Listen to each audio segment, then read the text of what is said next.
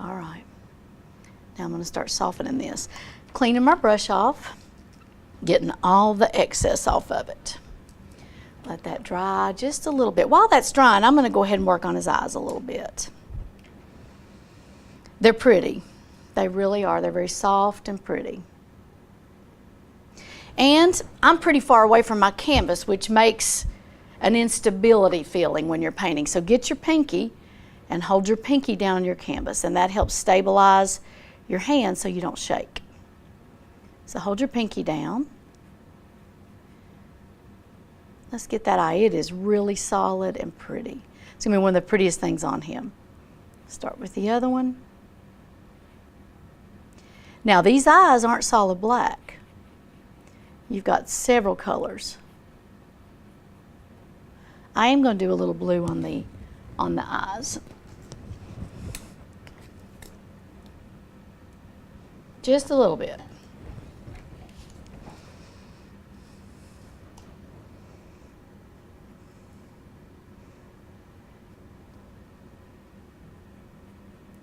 You can barely see it, but when I add some white, we'll do a little bit more blue to that. Dabbing off my excess, working fast, it's acrylic.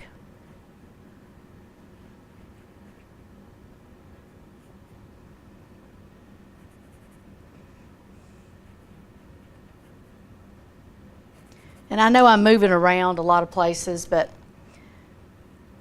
really fast is not good always. You need to take your time with your paintings. Don't feel like because, hey, I'm doing that fast, I must be a good artist. Really, taking your time will help the artwork develop and look so much better. Just take your time with your work, enjoy it. Now with eyes, let's get over here and get this highlight. Make him kind of come to life right here. There's a small, vague highlight here. Probably because of the reflection of the snow. All right.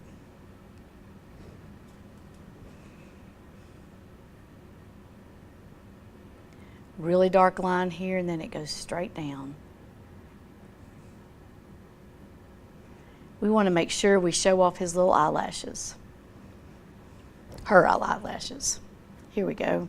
Let's get into the dark again on the nostrils. Sometimes with acrylic you have to layer it to get that depth. This is her little mouth, and she's kind of solemn. There we go. Here's some more dark. All these are going to be covered, these little dark areas, with color in a minute.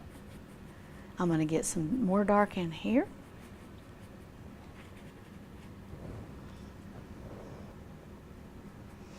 This is fun, and I'll tell you, you can really get lost when you're painting.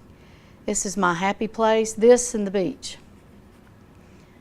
But you can actually just get lost in what you're doing. Just copy what you see. You kind of lose yourself. You don't really care what's going on around you. Just enjoy your work. Getting a little bit larger brush, and I'm going to start softening her up just a little bit and get some hair going on here. Now I'm doing it thick. This is, like I said, it's going to be impressionistic and kind of contemporary. So I'm really throwing the paint to this, making her kind of thick. Now there are other ways you can thicken your paint artificially, and that's by using plaster Paris. You can use gesso, and it builds your paint up. You can use a palette knife too, and that, when you use those products, that's a good way to build it up. I just like it to have a little more control with something like this. So I'm going to use a brush. Get up there in her ears. Remember, we did those dark areas. Now we're going to want to kind of go over those with hair.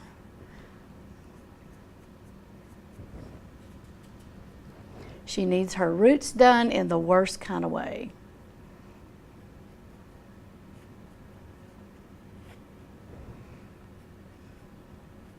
When you start doing the ends where you want them just to flow, just take your brush and pull it like this. Take it and just pull very lightly. And that gives those little flyaway ends. And this is where the nylon pointed brush comes in handy. It's got that point, so it pulls away and leaves a little point there.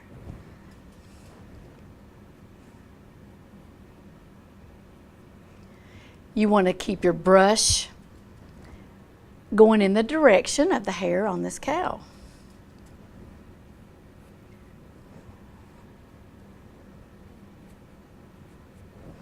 All right.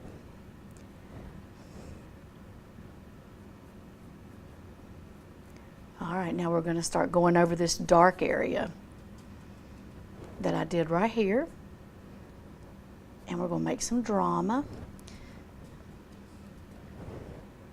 This is white, top of that dark. But I don't want to lose my dark completely. But you can see the hair and how it's kind of messed up.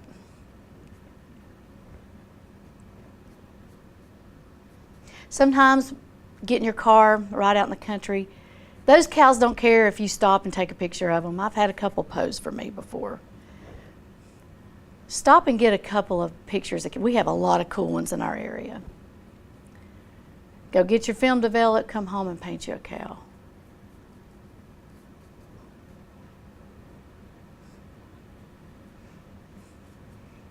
Now she's coming to life a little more. I'm going to squirt some more pure white out so I can get the edges.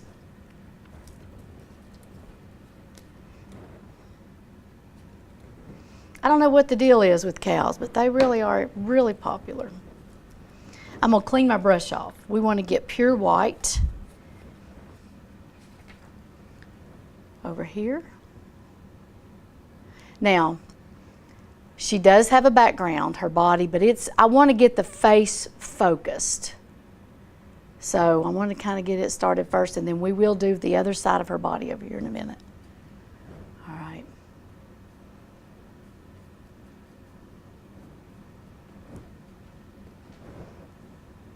Want to see that dark? I'm going to change brush sizes. Let's get smaller right here. There we go. There we go. That smaller brush helped. Don't let it drip. Of course, with contemporary art, dripping's cool. Splatter is cool.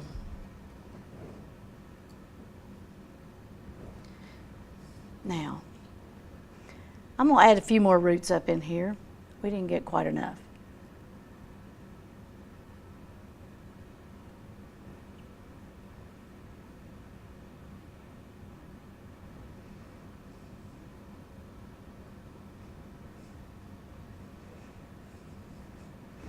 Let's get into our sienna again on the side. You can see she's got, looks like rouge on the side of her face.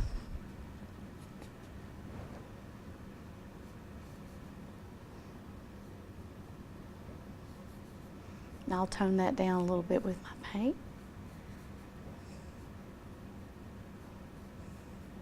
Isn't she pretty?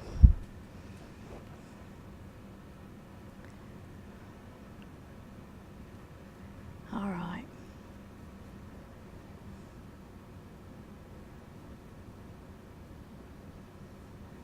There we go. Let's not mess up her makeup. She's worked hard. Get some more white right down the center here. Now I'll tell you, when you start getting sienna or red involved in your paint, they will take over. So make sure you clean your brush. They'll turn everything pink.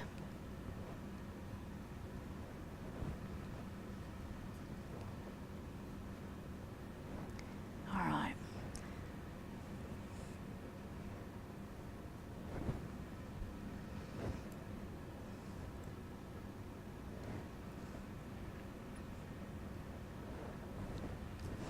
Now after this dries a little bit, I think I am going to add a little more root to her center. Bottom of her ear is white. You've got hair involved. That dark should be dry enough that you could do a little bit of that hair involvement in her ear. Bring that white on out.